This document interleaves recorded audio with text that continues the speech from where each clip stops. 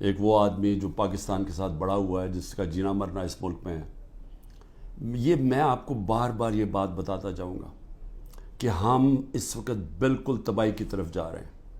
جب میں نے ڈائلاگ کا بھی بات کی کہ جی اسٹیبلشمنٹ آرمی چیف سے ڈائلاگ کرو، وہ مجھے کوئی فکر نہیں ہے کہ میں عمران خان کو کسی کی ضرورت ہے، یا میں کسی کے کوئی خوف زدہ ہوں، یا میں یہ سمجھتا ہوں کہ بڑا پریشر ہے تو میں اس لیے ڈائلاگ کروں.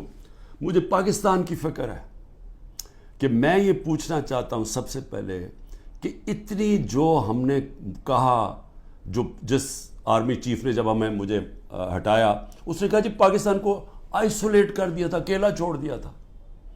مجھے یہ بتائیں کہ جب ڈونلڈ ٹرمپ نے ایسی سٹیٹمنٹ دی تھی، پریزیڈنٹ نے، میں جب پرائم منسٹر تھا، اس نے کہا پاکستان دہشت گردی میں شامل. میری ابھی بھی ٹویٹ پڑھ لیں، میں نے اس کے جواب دیا. میں نے کہا پہلے آگاہ کرو کہ پاکستان نے کس طرح کی دہشت گردی کی جنگ لڑی ہے، ہم نے کیسی قربانی دی.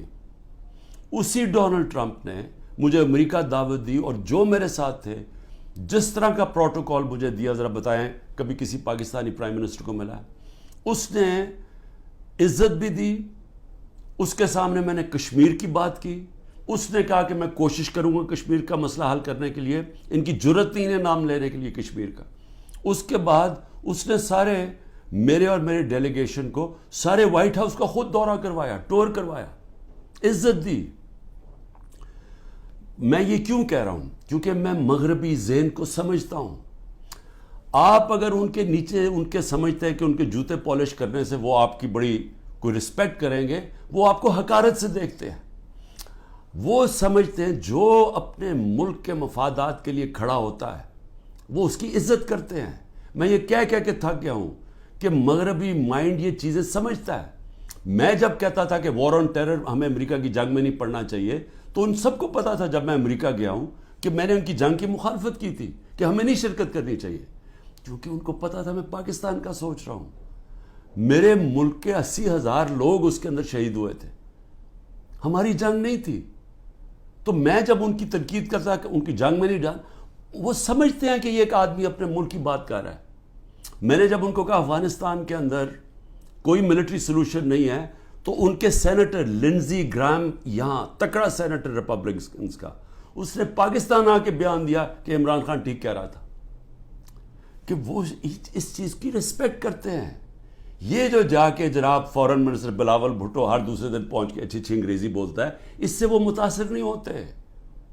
اور اسی لیے یہ جو فورن پالیسی بنا دی ہے کہ جی ہم ساری دنیا کو ہم ساری دنیا کے ساتھ اچھے باتیں کریں، ان کو آم کے ٹوکرے بھجوا دیں، اور ہم جا کے ان کے ساتھ بڑی اچھی طرح ان کے ہاتھ پکڑ کے بات کریں، ایسی یہ باتیں نہیں چلتی.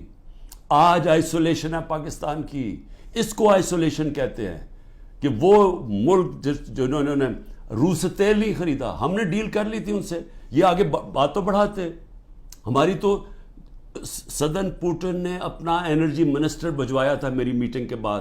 حماد سے ملاقات ہوئی، میں نے اس کو سمجھایا کہ ہماری یہ سپر سائیکل کی وجہ سے کرونا کے بعد تیل کی قیمتیں اوپر، اور یوکرین کی وجہ سے اوپر چلی گئی ہیں. ہمارے ملک میں، میرے بھی اور غریب ملکوں میں مشکلیں پڑی ہوئی ہیں.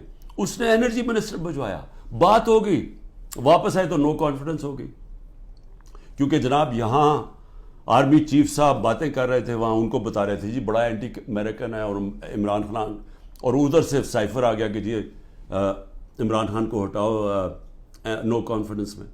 بات بیچ میں رہ گئی. تو ان کو تو موقع مل رہا تھا. ہندوستان جب سستا تیل 40% کم قیمت پہ تیل منگوا رہا تھا، تو انہوں نے کیوں نہیں آگے بات بڑھائی؟ کیونکہ یہ غلام ہیں، اور غلاموں کی کوئی عزت نہیں کرتا دنیا میں. اور آج جو فورن پالیسی ہماری جدھر کھڑی ہے، یہ اب آپ کے سامنے دیکھ لیں کہ ہم کدھر ہیں.